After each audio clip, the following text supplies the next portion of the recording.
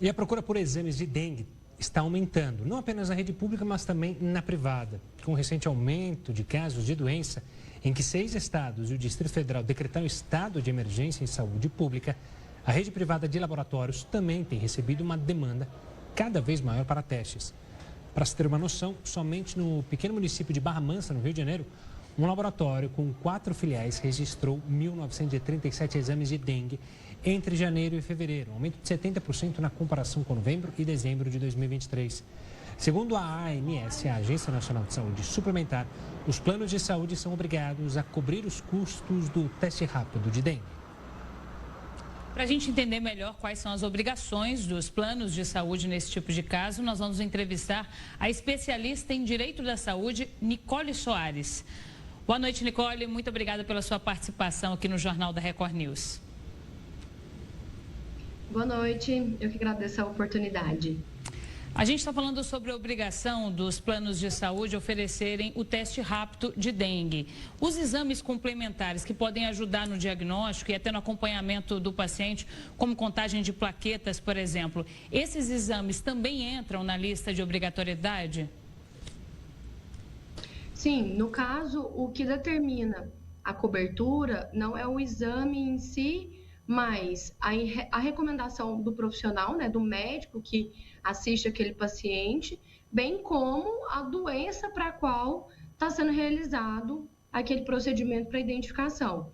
Então, no caso, são problemas de saúde que estão dentro do rol de cobertura obrigatório da ANS e, por isso, não haveria motivo para que esses exames não fossem cobertos.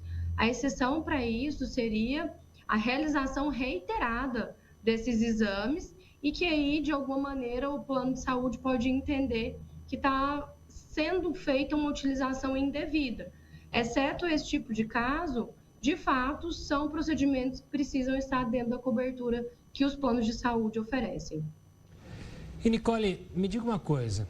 Se acontecer algo de eu ir fazer o teste, eu estar com o médico, ter o pedido negado, por exemplo, do plano de saúde, o que a pessoa tem que fazer? Quais são os procedimentos que ela deve fazer se acontecer algo assim?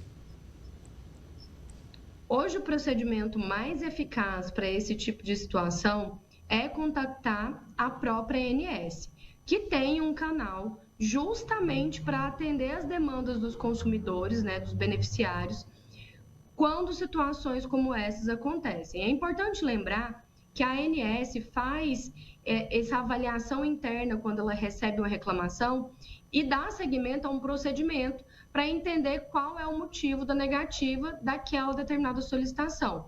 Caso seja identificado que determinada operadora de saúde tem procedido com negativas de maneira indevida, a própria ANS tem mecanismos para penalizar esse tipo de conduta. Então, hoje, o mais eficiente e o que pode ser feito de maneira mais ágil e mais fácil por esse beneficiário é contactar a ANS ao canal de atendimento do consumidor, tanto pelo site quanto pelo telefone, e o beneficiário pode fazer reclamação no momento em que ele entende que houve uma negativa indevida.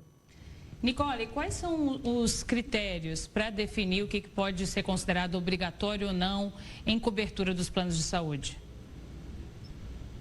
Via de regra, o que determina essa cobertura é o rol da ANS, o famigerado rol da ANS, em que hoje a gente tem ali uma listagem desses procedimentos, terapias, que devem ser de cobertura obrigatória por parte dos planos de saúde.